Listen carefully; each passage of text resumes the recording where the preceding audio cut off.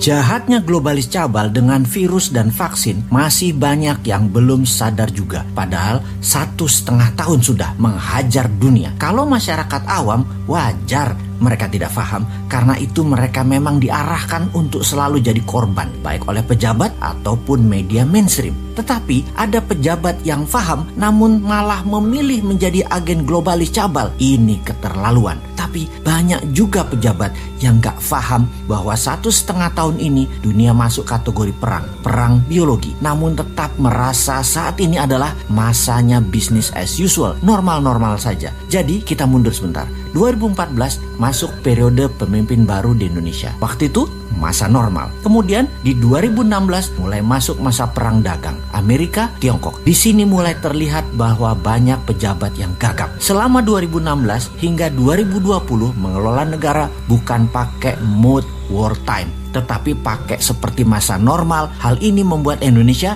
tertinggal. Tetapi masyarakat banyak yang gagal paham bahwa kesalahan melihat dunia berefek seperti saat ini. Indonesia jalan di tempat. Buktinya GDP per kapita hanya dari 3.800 ke 4.000-an dolar per kapita. Ini harus terlihat sesungguhnya sebagai kurang berhasil dalam tanda petik membuat Indonesia berdaulat ekonominya. Karena salah melihat peta dunia, salah melihat world map. Lalu berlanjut di tahun 2020, di mana saat itu adalah perang biologi dunia atau dunia kena pandemi virus buatan yang bernama corona. Perang ini bisa panjang, bisa pendek di setiap wilayah, tergantung pejabat suatu negara berstrategi mengelola negaranya. Kalau mau cepat, ada strategi bernegara yang memilih ikut maunya globalis, yaitu beli vaksin mereka. Ada yang tidak mengikuti produk globalis, yaitu tidak pakai vaksinnya, tetapi pakai imunitas atau imunoterapi, pakai penguatan imunitas tubuh. Penguatan imunitas tubuh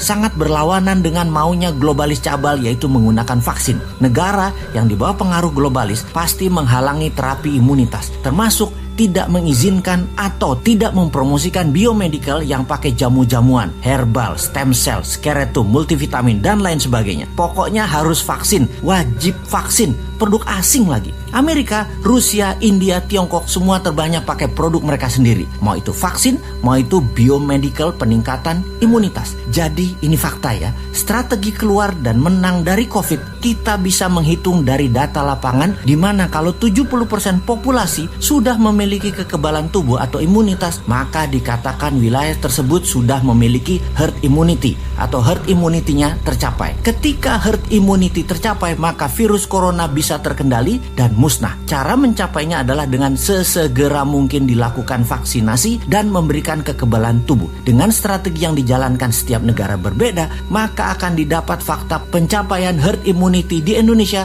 baru tercapai 4,5 tahun lagi. Dengan kecepatan 250.000 vaksin per hari yang dilakukan pada saat ini dengan stok 400 juta vaksin yang akan disediakan. Ini waktu yang lama. Masa anak kita sekolah masih di gadget hingga 2 tahun ke depan sih? Waduh. Tetapi bagaimana? Lah bergantung banget sama produk asing. Coba yang namanya Nusantara, Merah Putih, dan lain sebagainya dikategorikan solusi. Pasti 2 tahun ke depan herd immunity tercapai, sehingga beberapa wilayah per Juli ini bisa sekolah normal anak-anak kita. Bukan sampai 4 tahun lagi hidup di gadget. Kita bandingkan sejak 6 bulan yang lalu. Amerika dengan 1,8 juta vaksin dan berbagai imunoterapi per hari, maka dalam 5 bulan lagi herd immunity di Amerika tercapai. Tiongkok lebih dulu lagi. Sejak 9 bulan yang lalu sudah dengan kecepatan 15 juta per hari. 4 bulan lagi atau sekitar bulan September herd imunitas tercapai. India bahkan dengan kecepatan 2-3 juta per hari, diperkirakan 2,5 tahun lagi herd imunitas di India tercapai. Kalau Indonesia